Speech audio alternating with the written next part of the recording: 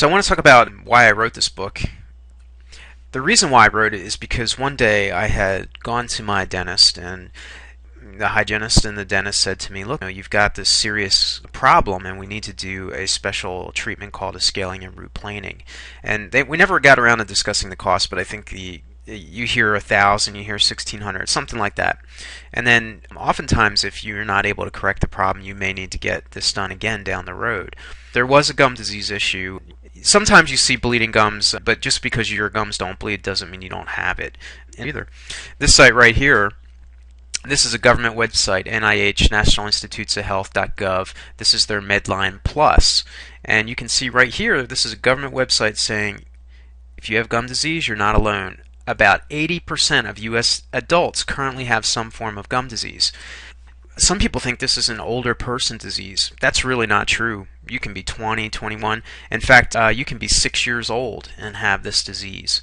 So age is really not the determining factor. What happens, and this is really sad because over time, this gum disease problem in your 20s builds over a 10, 15-year period, and all of a sudden you reach 35 and you notice that your gums are receding and you're having problems in your teeth. Maybe you might even, if things have really progressed, you might have loose teeth. Now that's really bad. You don't want to have that obviously going on. But this is true. 80%, this government website, 80% of people have gum disease. Now, think about that. You line yourself up with 10 of your friends, and 8 out of that 10 people has gum disease. And what are the chances that you don't? Only 20%. So this is a scary thing. There's one thing on this page I do take issue with, though. They say here most people can reverse this with daily brushing and flossing and seeing their dentist regularly. If this were true, most people wouldn't have gum disease. 80%?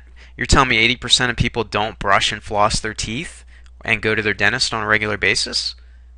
That leaves us with the very uncomfortable feeling that brushing and flossing may not be enough to conquer gum disease. And I'm here to put forward that I really think it's not in most cases. Now, I think it does work. I mean, certainly brushing and flossing are important, and I think everybody should be doing them. But are they enough? And that's the question that I raised. Inside the book, in the front cover, you will see these endorsements. And these are what professionals are saying about my book. My own periodontist said, I love this book. It's a great resource for those interested in improving or achieving periodontal health.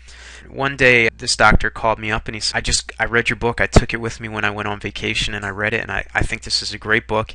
And we talked. He went on to talk to me for about 20 minutes. Now, keep in mind, Tuesday afternoon, I'm sure his practice is busy. It's not like he has nothing to do. And he went on to tell me how he liked this book and how it was very well balanced and that I didn't go overboard in the things I was saying. And he's right. My book is very respectful to the dentist profession. In fact, I encourage you almost on every page, well, maybe that's an exaggeration, but throughout the book I encourage you to work with your dentist, and particularly a periodontist if you have any type of gum issues. And considering that, what was it, 80%? According to NIH, 80% of adults have some form of gum disease, so you have to consider that it's very important to be under the care of a periodontist. In fact, on my own website, Toothy Grin Store, you can see that the most important tool I think is most important is the HydroFloss Oral Irrigator. This is the centerpiece to what I do, but it's not the only thing I do. Xylitol gum has been noted and studied, particularly in Finland. They have used xylitol gum since the end of World War, or since the middle of World War II, or xylitol, not just xylitol gum, but they put xylitol in everything. It's like a sugar. It's a natural sugar, but the bacteria in your mouth can't use it. And what the professionals in Finland found is there was a large decrease in both cavities and periodontal disease in Finland. This is really a book I think that everybody needs. I really do, because 80% of people have gum disease. That means either you or someone in your family, someone that you love, there's a good chance that they have some form of it, whether that be mild gingivitis or advanced periodontal disease. There were some other endorsements from professionals here that we should probably take a look at. This is a hygienist from Pennsylvania. She says, David Snape saves. He may save teeth, money, time, and pain, but most importantly, he may save lives. And she goes on to talk about the connections that have been established between gum disease and diabetes, heart disease, stroke, lung infections, low weight preterm birth babies, So she likes this book, and we worked together, and I gave her several books to give to a local organization to help people with their dental health. Now, I am not a dentist, and I will say that I'm not here. This information is not here to give you advice, diagnosis, or treatment. You should see your dentist if you think you have any type of dental health problem whatsoever. And the US FDA has not evaluated any of those statements. So that's my disclaimer for the video. You definitely want to be under care of a doctor. But what you can do with this book, and I've give some excellent information, tools, and things that you can utilize that your dentist and your hygienist may, well, most of the things I don't think they have told you. It's possible that you have someone that has, but I think for most of us it's not true. So take this book to your dentist and say, you know what, can I try this out? Is it alright with you if I try utilizing this tool or product or this method? And see what they say. If they say it's good, go for it. You may help yourself in the long run. I mean, my main thing is doing a few simple things I was able to avoid, because I didn't tell you the rest of the story with that original dentist. When I went back several months later, she was visibly shocked, because I didn't allow them to do that treatment, and I went back and she looked at my mouth and looked and looked and looked, and she goes, "Well, whatever you're doing, keep it up. You don't need that treatment anymore." And I was very happy at that point, because I really didn't want to get advanced and expensive treatments that might need to be repeated later on. Again, a lot of people have gum disease. Don't be surprised if you have it. 80% of adults, ranging from gingivitis to advanced periodontal disease. But they're all the same disease. They're just in different progressions or different forms. So you definitely want to nip this in the bud. You want to get taken care of.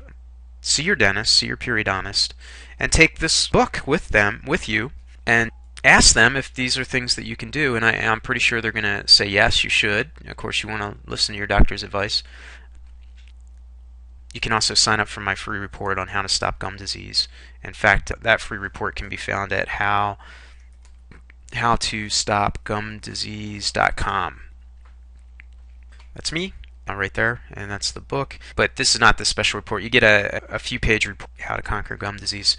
It's free, so you can go to howtostopgumdisease.com and sign up for that. I hope you enjoyed this video. I really want to get the word out that there are things you can do to help improve your dental health and to help save you from expensive treatments. It's important, I think, that people know this information. I see people every day, because I'm on Twitter, and I see people talk about their dentist, like how awful it is they have to go to their dentist.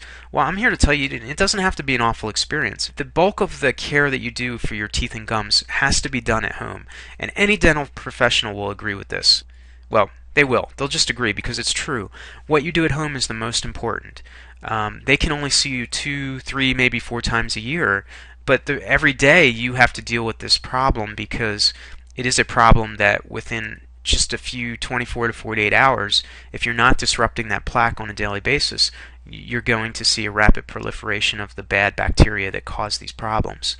So it's really, I think this book is important, and I really want to stress that it's important, and I hope that you recognize that it's important. And it's something that can really help people, and that's why I feel proud about the work I put into it, and that's why I still promote it. This book was published November 2008. I'm still making videos about it, I'm still talking about it, and I still think it's important, and I want people to know about it.